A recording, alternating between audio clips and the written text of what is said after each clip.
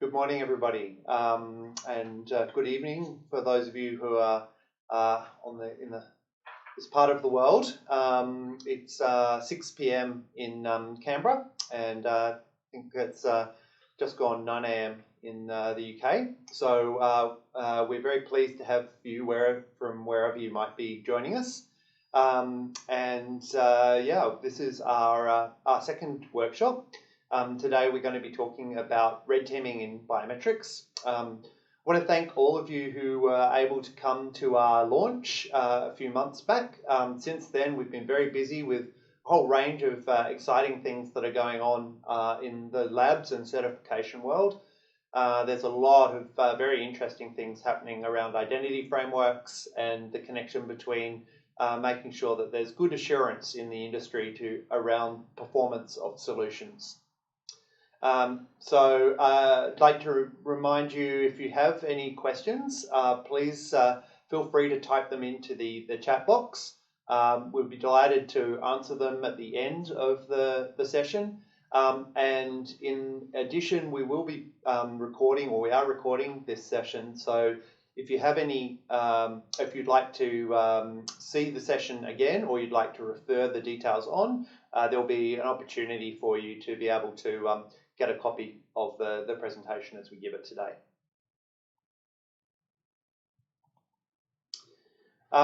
The agenda for our workshop today is, first of all, to give you a brief overview and introduction to BixeLab, then to look at a red teaming and its how red teaming fits into the evaluation for biometric systems.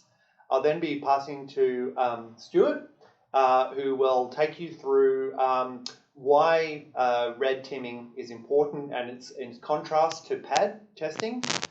Then we'll be able to give a live demonstration with Soumya of an actual red teaming attack optimization, and then to introduce our level R testing methodology, which kind of wraps up these red teaming activities. So BixeLab stands for Biometrics Identity Experience Evaluation, and it's been established to provide a range of different certification and assurance services to meet a growing need for trust and evaluation and certification in the biometrics and identity industry. And as we'd all be aware, there are lots of different aspects to that, from mobile phones through to EIDV, through to identity cases, mobile to border control, customer authentication. So there's a lot of different ways that biometrics are being used, and making sure that the biometric systems operate effectively is a key challenge for the industry as a whole. And that is what BixeLab is here to help, whether you are the provider of a biometric system or the user of a biometric system. Having a great understanding of how biometrics work and having that independent validation of that can be a huge advantage, both to your customers and to your internal stakeholders. So the journey of BixeLab really started with Biometrics over 20 years ago. Biometrics has been providing advisory and consulting services for all that time to a range of different clients, and part of those services had been providing evaluation, often for RFT type systems. But there was obviously a growing demand for formal laboratory testing, which had the backing of the formal credentials from NIST and from other credential bodies. And so in 2020, BixeLab was established. And then earlier this year, we achieved the NIST accreditation for our laboratory. As mentioned there, we're basically the only second laboratory in the world that's able to actually offer those set of biometric certifications. I'm delighted to have with me today our dedicated BixeLab team, who has a real depth of experience and knowledge and passion in this area. My name's Ted Dunstone, for those of you that don't know me already, and I've been involved with this area for, oh goodness me, more than 25 years in one way or another. And it's been my passion to understand and make sure that biometric systems are not just treated as black boxes, but that we really can get the best out of them and use them in a responsible way. With me, I have Stuart Pope, who's a senior advisor to BixeLab and has a lot of experience with both operational and technical evaluation of biometric systems. Laboratory manager Soumya Singh, who will be doing the demos later on, showing you some of those practical attack scenarios. Melinda Bartlett, who is our quality manager, and Matthew Butler and Sandy Ma, who are our laboratory technicians. As mentioned earlier, biometric systems come in all range of forms and from end consumer devices through to government applications, through to back-end algorithms. And each of those different products can be used in a range of different ways depending on the type of users that are required. Even today, there's a range of use cases in development contexts, in areas where it's important to be able to register people for health or for elections or even for refugee requirements. So all of those different systems can benefit from having independent testing to make sure that they are set up properly, that they're effective and they're useful, and particularly great when that can occur in proper laboratory settings with a proper, consistent, standardized methodology. So today for the workshop, we're talking about red teaming. And so red teaming is the idea that you are independently challenging some technology to see what sorts of attacks might penetrate and throw. So that's a simulated attack, essentially, and it often requires the team of people that are doing the red teaming to be able to think through creatively and optimize attacks. And the idea is to be able to specifically uncover the sorts of vulnerabilities, sorts of threats that might expose weaknesses within a system.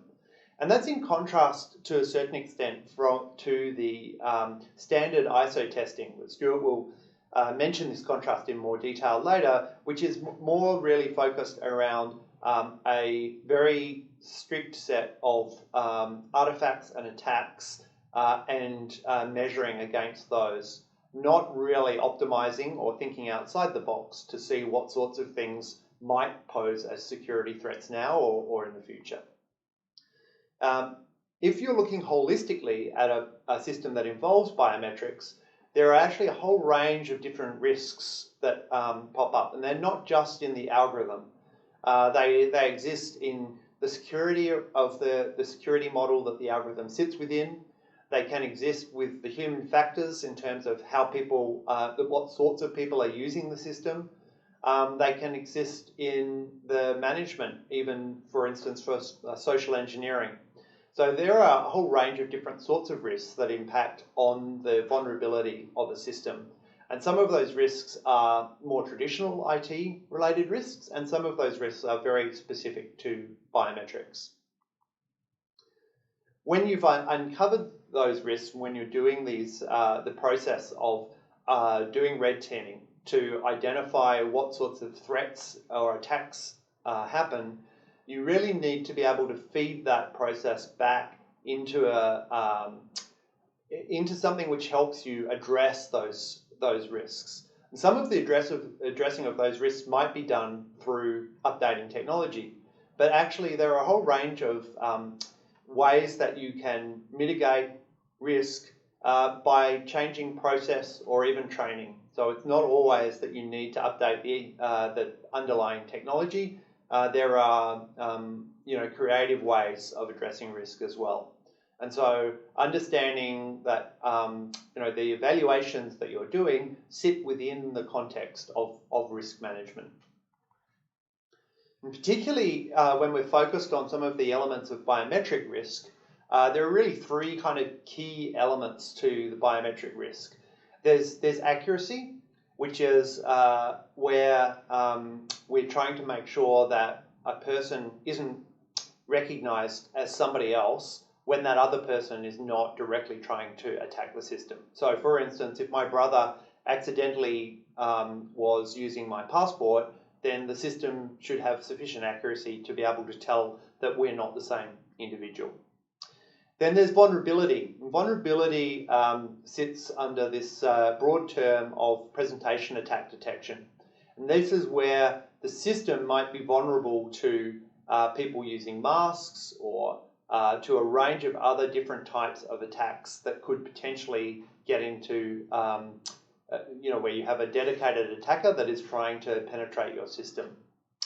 And underlying all of those from a biometric perspective is quality, because the quality of the biometric that you're collecting or the quality of the biometric acquisition directly affects both the accuracy and the vulnerability.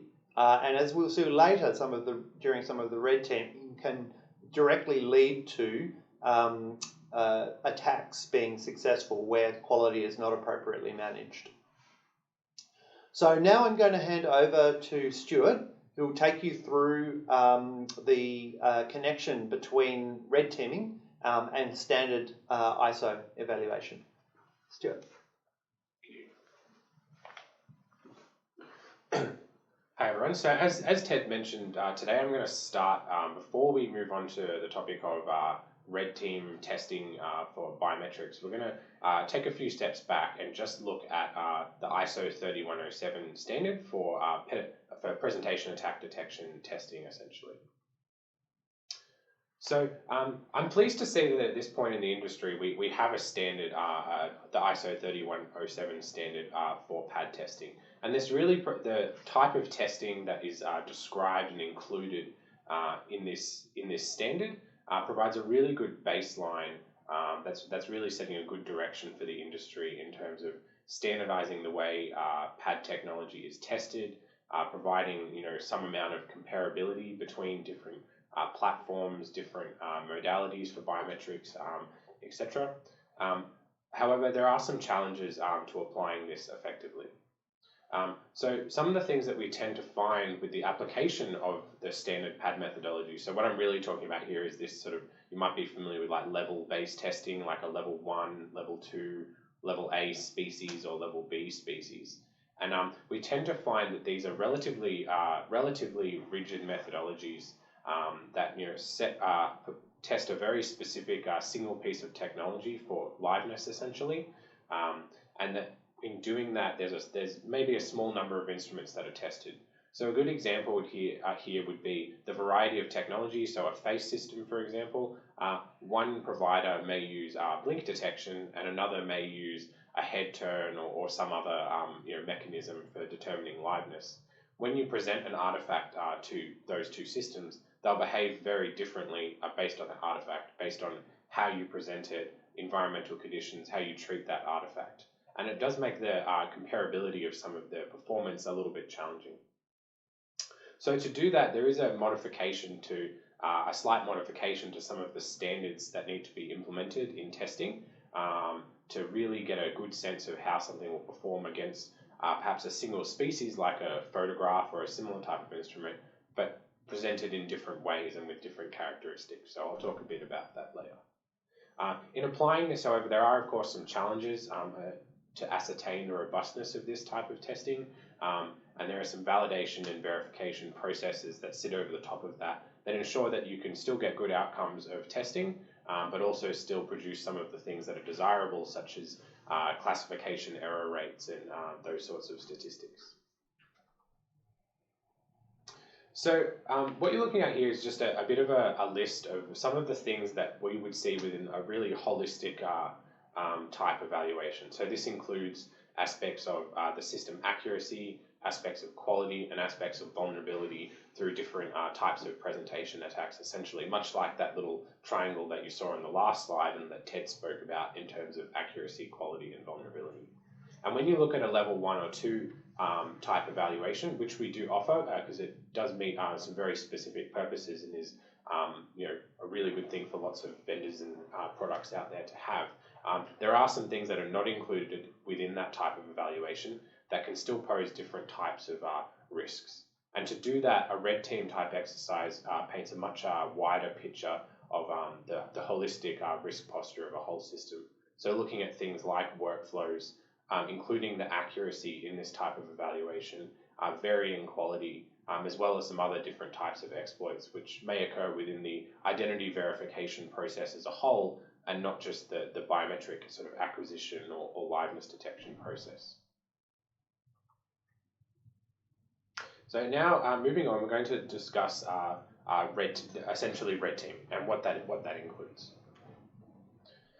So red teaming in its broadest form is really taking an adversarial position and applying sort of critical thinking to the whole identity verification process.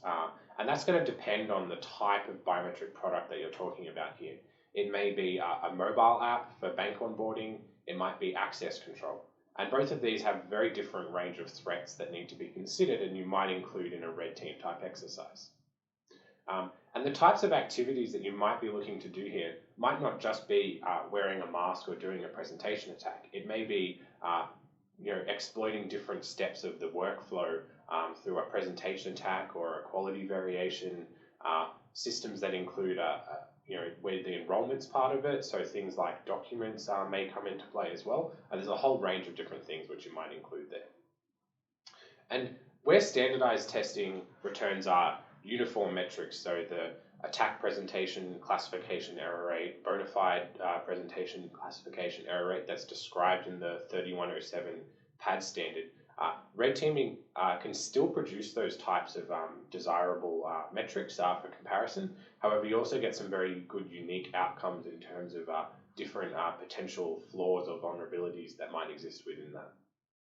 And I do also note here that although it's essential to understand red teaming and biometrics, it's also worth noting that this is one part of a full security initiative that might include cybersecurity aspects like penetration testing and red teaming of the wider IT system as well. So some of the inclusions within a red teaming type evaluation. So number one is biometric matching analysis. So this is a traditional type of evaluation that you might be familiar with. And this is closely coupled to the idea of quality. So you can see there around testing with different types of quality conditions, and it's also can be bound with the PAD testing as well. BixeLab, part of our scope of accreditation includes the ISO 19795 standard, and the testing through us can include a scenario evaluation as per that standard, and we would do that as part of our red teaming type exercise. Next is looking at the business processes and the workflow from a user perspective. So again, looking at the way that the whole identity workflow is implemented and different exploits that may present themselves along the way through that journey, whether it's in the mobile app, perhaps it's in a document that's presented if that's part of the process. Manual resolution processes as well can also present different types of risks. Next up is the vulnerability assessment. So this is again the 3107 standard included in BixeLab's scope of accreditation. The important thing about the type of testing that we would do during a red teaming type exercise, it's not just simple level A or level 1 type artifact, simple, level 2 slightly more sophisticated. We use a range of different things from level 1 or level A through to level C or level 3, and testing with a diversity of types and diversity of species rather than just repeated examples of the same types of instruments. Another aspect here is around bias. So this might also be included in an aspect here. So this can also be a source of different types of vulnerability and risk that you can uncover during a red teaming exercise. So that might be testing with live subjects from different demographics, as well as creating particularly for a face type system, looking at different types of presentation attack instruments that are made based on different demographics. And then lastly, looking at some other aspects like non-functional requirements. So one of the big parts here might be transaction times. That can impact the types of attacks that are actually possible. The number of allowed attempts might also impact how a system performs and the different types of attacks that are possible. Because you might find on that initial analysis that there are certain types of attacks, depending on the system, which are simply are not going to be as effective in one use case as they may be in another.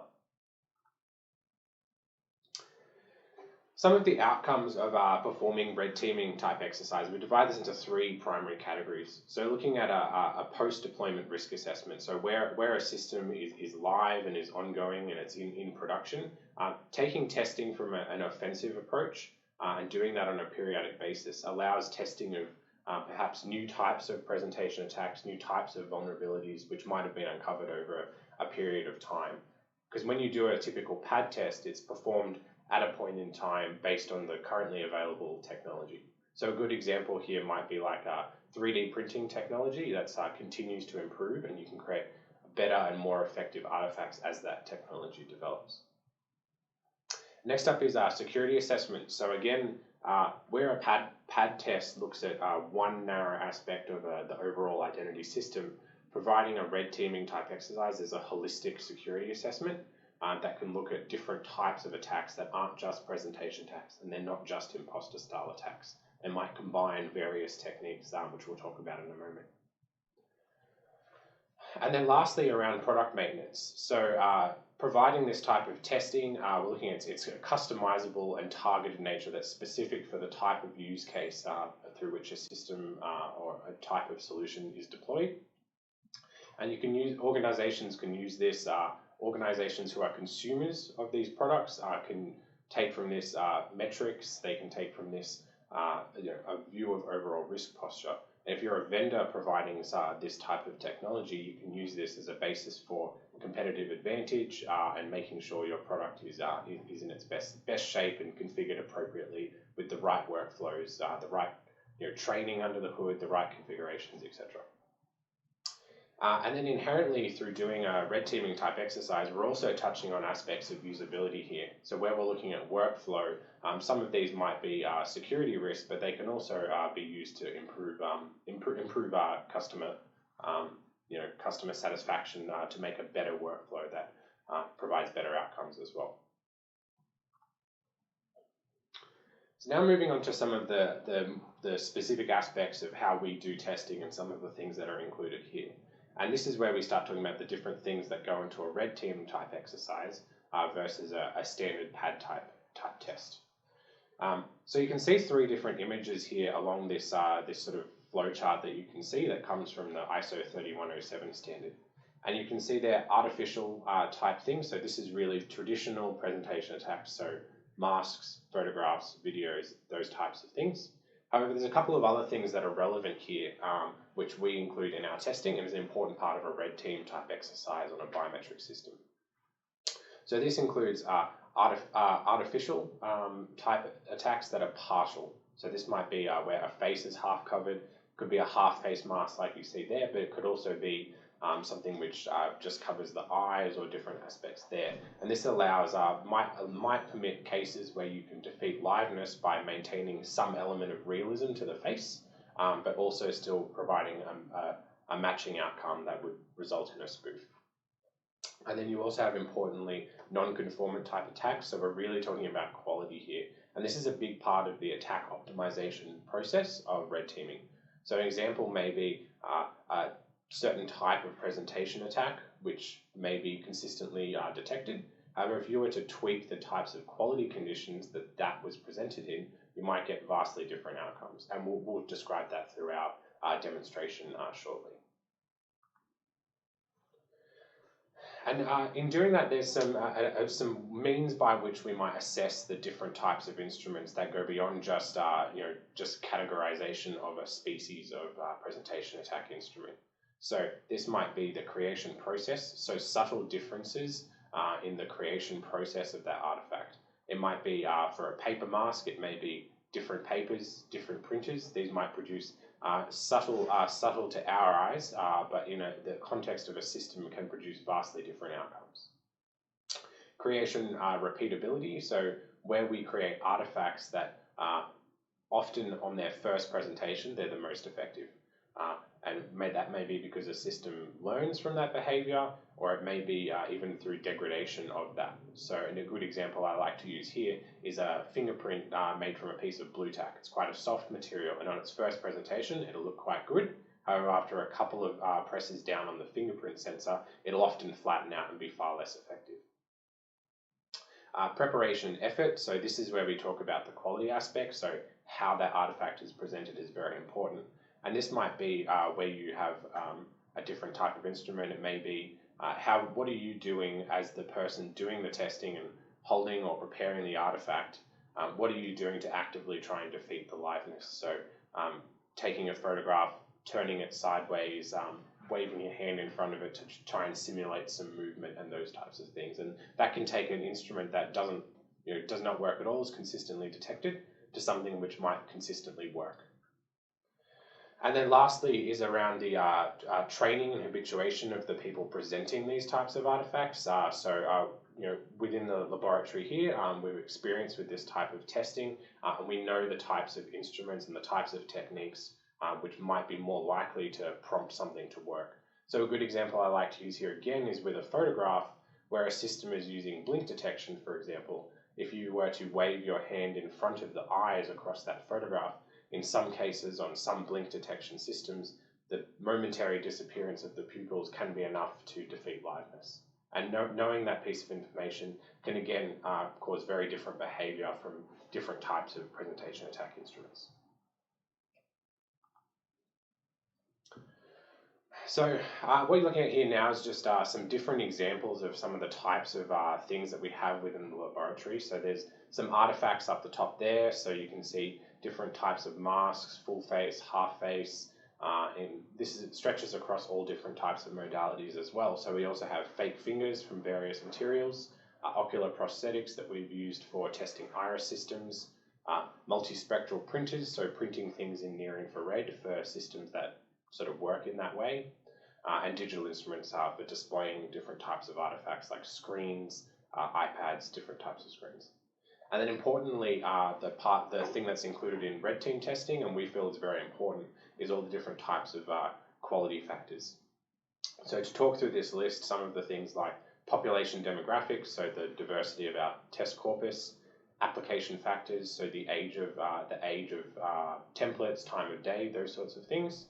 Physiology, we're really talking about sort of unchangeable characteristics of a person's appearance. This might be an eye color, or it might be scars on the fingers for a fingerprint. Behavior, so there's things like pose, expression, those sorts of things. Appearance, we generally here talk about changeable characteristics, so this might be someone wearing glasses, for example. We have environmental influences, so this might be backgrounds, lighting conditions, contrast, etc., shadows on the face. And then lastly, we have sensor and hardware, so different types of sensors and cameras. So, for example, the difference between the latest iPhone and a $100 Android phone on the selfie camera is going to be quite significant. And this is where we move on to talk about this interaction between quality and liveness. So what we say here is that where a system is willing to accept low quality samples, it's essentially more likely to be able to be spoofed, particularly where there are low quality enrollments. These create sources which are essentially more easy to spoof. And where an attacker has access to high quality and unaltered samples, these represent a significant threat for creating artifacts essentially. And where there are low quality or tampered samples, these can degrade the attack value in this type of context. So a system that has extreme quality variations is essentially more likely to have successful spoof performed against it. And where we look at the attack optimization is where we combine different types of presentation attacks and other vulnerabilities, and looking at the different quality aspects that might be particularly relevant for a certain type of system. So some of the things here you can see is different types of instruments, so a microsil, a blue tack, and a silicon fingerprint, and they're presented in different ways. And you can see they're looking very different and might produce different types of behavior. So the blue tack one looks very good, it looks very good there, but then it can be quite, smushed out and things like that when you present it on, its third attempt, for example. So a key part of entering the red teaming type exercise is this talking about the optimization of attacks. And what we're doing here is we're looking to find the optimal values or parameters which can produce different types of behavior based on a single type of presentation attack instrument. So we might take, like you see there, like a paper type mask, but we look at different presentation mediums. So what happens if we use a different type of paper? What happens if we use a different type of ink? And then we move on to the presentation format. So manipulating the media or environment that may aid spoofing. What if we take that mask and we curl it a little bit? What if we put a person behind the mask or different people? What if we change the lighting?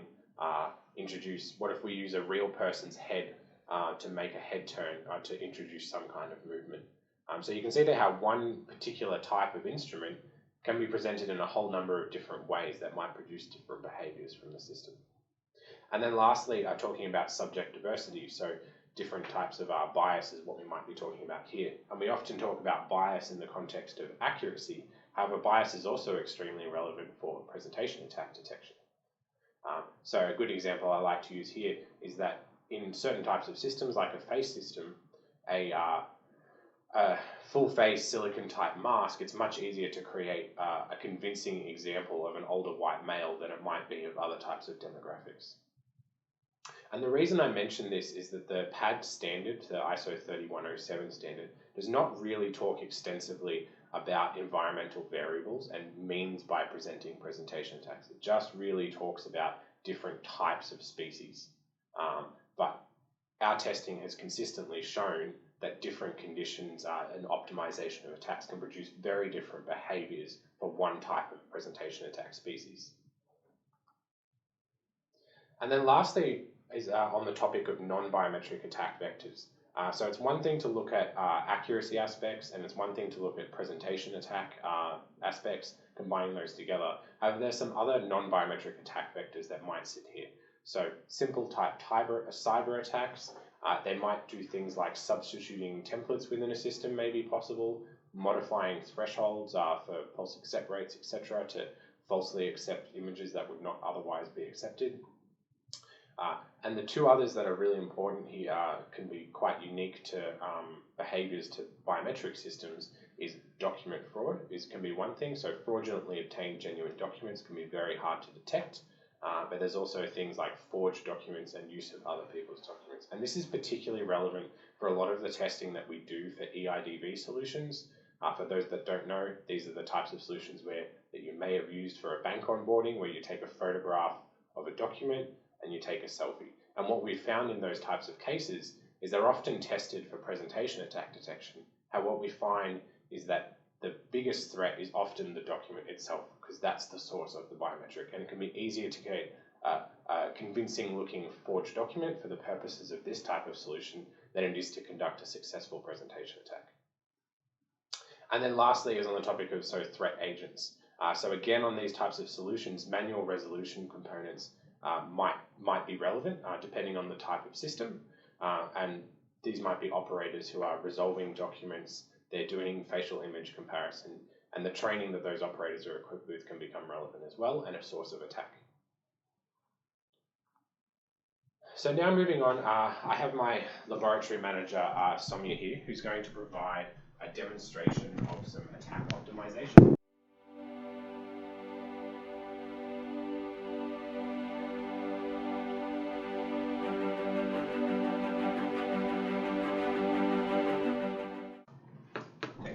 So you can see through that type of demonstration how you can have one type of species, a level A, or one type of instrument, but you can see the wide range of things that might exist within that one type of instrument. So something's a photograph, but something might be low quality, it might be high quality, and you can present that in a number of different ways.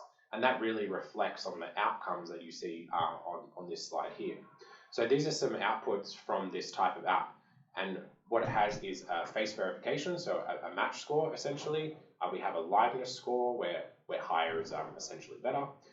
We have a quality score as well, where again higher is reflects different outcomes. So this is looking at quality variation. So we have presented one type of instrument with 4 different types of quality around the blur, high, exposure, etc. And you can see here in this particular example, we got the best score from a high exposure setting. So with that piece of knowledge, we can essentially move forward and determine the other aspects of the test. So now, again, we look at these, then now we have one particular instrument. Well, what if we take that instrument and present it in different ways? So we have the photograph presented flat, we have it presented in a convex fashion, and then in a concave fashion as well. And that again has different impacts on the verification, on the accuracy essentially, the liveness, and the quality. And we can use this information again to have a look at the different types of things that might promote different behaviors from the system. And then we can again do that here, and now we can combine these different types of techniques. So what if we take the example from the first one? So we had the high quality photo for instance, and we might present that concave. So different types of combinations of quality conditions, formats and presentations can produce very different behaviors. And that's what we're trying to get at here. And what we arrive at is essentially an optimized attack where we have one instrument, but it's presented in the most effective way that's most likely to spoof the system. So now, in terms of what BixeLab provides in this sense, so we have our level R testing methodology. This is a testing methodology which, through our accreditation process, is a validated and verified and proven testing methodology, which provides an end-to-end holistic view of performance against different types of presentation attacks, as well as quality variation, accuracy, and other aspects that we've discussed, including in a red team type exercise. And this level R testing methodology includes the tailoring of a test strategy to the specific system under test. So this comes into where I talk about things like the use case, whether it's a mobile app or an access control. We'll select a very different type of presentation attack instruments or quality conditions, for example, depending on the use case, rather than just applying them universally, regardless of what the end use case of that product actually is. It includes a 19795 compliance scenario evaluation. So this is where we look at those accuracy aspects, but also including quality. We have a presentation attack detection evaluation as per the 3107 standard, again, within our scope of accreditation and providing the associated outcomes there, including all relevant metrics. Issuing of a test report that includes both of those standards. And lastly, the issue of the BixeLab statement of conformity against our testing methodology and the approach that we've taken. And lastly, I'll quickly comment on the topic of personally identifiable information. This is a very important topic for us, and it's of particular relevance for biometric testing, because there is a certain amount of personal data which is exchanged in this type of process. We have a policy and procedure for the management of privacy, and through our accreditation process, one of the requirements there has been that that approach, that policy and procedure for privacy management has been validated and approved by the Australian National Health and Medical Research Council, and we're happy to take any questions that you might have on the BixeLab management of PII. So with that, I'm going to hand back to Ted, who's going to provide a quick summary talking about our testing overview and methodology. Thanks, Ted. Thanks, Stuart, and thanks, Tomia. So yes, we're almost at the end of the presentation now, so please, if you've got questions, feel free to put them in now, and we'll look forward to having a good discussion at the end. So just to finish, I think it's good to explain a little bit about the testing process itself.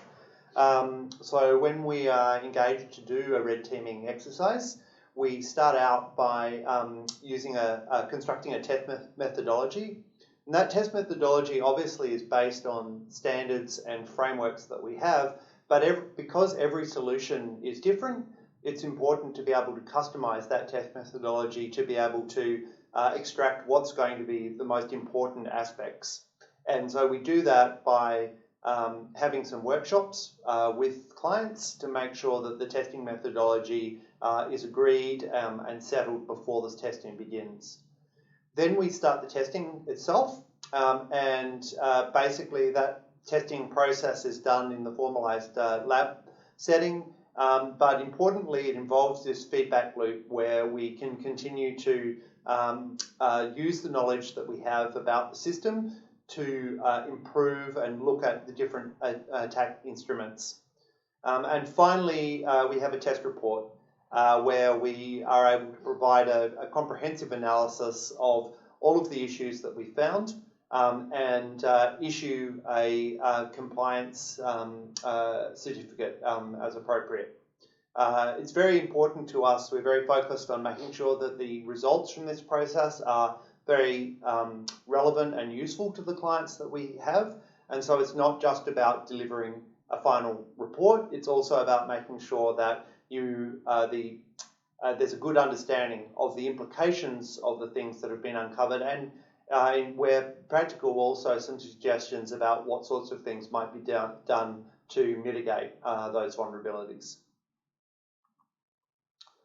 And my final slide is just to mention, second to last slide is to mention just the other services that BixeLab provides very quickly around analysis of biometric data. Obviously where you have biometric data sets or you've got issues that need to be examined within an operational biometric system, we have a long history of being able to work with clients all around the world to be able to do that type of analysis, either in an ad hoc fashion or periodically. We also provide can provide cyber and data services in terms of helping both look at cyber threats and providing advice around how to store and manage biometric data securely.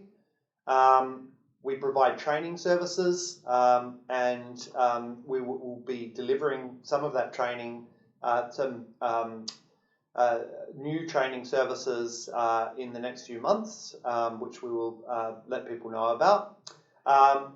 There's a lot of work that's going on around the world in governance and identity frameworks, and we are experts in that particular area and can provide both advice in the framing of those frameworks as well as in the assessment of technology for compliance with identity frameworks.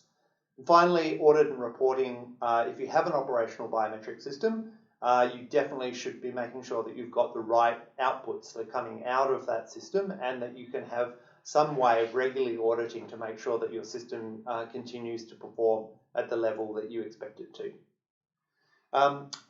We have a few different exciting things which are happening within BixeLab. In the next sort of quarter, we will be delivering some online biometric training courses. We will also expect to have the first formal evaluation, pad evaluation of a speaker verification system, which is very exciting, and a white paper on governance in biometric systems, very relevant for those identity frameworks we just mentioned. A lot of work we do at the moment relates to EIDB testing, and we do that in compliance with the various standards that we have, but there are gaps in those standards, and we have our own methodology which helps bridge those gaps, and we'll be looking to do a very topical workshop in Q3 as well. And then Q4 will be a continuation of those things, particularly talking with a focus on bias, which is of course a very important aspect of biometric assessment at the moment, and a final workshop in that quarter. So that brings us to the conclusion of the workshop. Thank you so much for staying with us for the duration of this time. We have a few minutes now for any questions or comments, and we'd be delighted to be able to answer anything that you might have. Whilst we're whilst we are waiting for any further comments, I might just ask Stuart. Stuart, could you say a few words maybe about the connection between the testing and assurance and then the identity frameworks? Yeah, absolutely. So some of the testing that we provide against, again, within our scope of accreditation, we're talking about the 19795 standard and the 3107 standard for PAD testing. And these are particularly relevant now with the topic of national identity framework. So in Australia, we have the Trusted Digital Identity Framework, or TDIF, and one of the key requirements of that framework is essentially that systems are well risk managed, and that includes a PAD evaluation at a minimum PAD level 1 against the 3107 standard. So very, very relevant, and for organisations to participate in the national identity scheme, they're going to need to have their system tested at least to that standard. So yes, we've got some questions there, and the first question relates to whether it's focused on the verification authentication rather than onboarding or enrollment artifacts, and actually that's kind of relevant to the conversation that we were just having. Yeah. Stuart, do you want to just expand on that? So just looking at that type of one, so some of the onboarding attacks, what Sonia described in that demonstration with the document, when we do testing, particularly on eIDV solutions, increasingly we find we actually often tend to do less biometric testing and more general testing with things like that. So we might find when we test eIDV solutions, a very large portion of that looks at that onboarding process and looking at different types of documents. So rather than performing a complicated and potentially expensive presentation attack, as a vulnerability, it might be much easier to photocopy a passport, substitute the photo, and do those sorts of things. So really, depending on the type of testing, the vulnerabilities of the process can be more important than the technology itself. A big part of what we do. Yep. The next question is looking at 4 or 8K video presentation attacks. As Sonia was mentioning, we use a range of different attack vectors, and certainly higher resolution video presentation attacks are part of that process that we do test for. Because as you kind of imply there, the higher resolution the display, the harder it is for a camera sensor, for instance, to be able to tell the difference between something which is on a monitor versus something which is being captured in real life. And so you correctly identify that's a key aspect, is the quality of the artifact which is being used. And then Stuart, do you want to answer the next question, which is related to PII? So this is around where we're looking at different types of bias. So we've done this type of testing, and it really depends on the format through which the testing will be done. So if we're looking for bias, we can do that type of testing by you providing us the technology here, and we source our own data. However, we've also done this type of testing by receiving de-identified data from you, and that might be like you say there, like genders and age and ethnicity. We don't necessarily need the underlying data to do that type of analysis, and we're happy to discuss with you around. We're very flexible in the approach, and there's lots of different ways that we can do this type of testing, whether it's you providing us the technology, you providing us data, or the other way around as well to manage privacy. Yeah. So before we close, thanks for your questions. For those that just asked questions, feel free to give a follow-up. Let us know if you feel that we've answered your questions to what you were hoping in your question. But I would just say again, please stay in touch. Feel free to reach out to us directly on our email to ask questions, or indeed to set up a time so we can talk in more detail about what sorts of testing services and how we conduct our services. Thank you very much. I hope you all have a good night or a good day, and I'll be looking forward to being in touch with all of you one way or another in the next few months. Thank you very much. Thank you, everyone.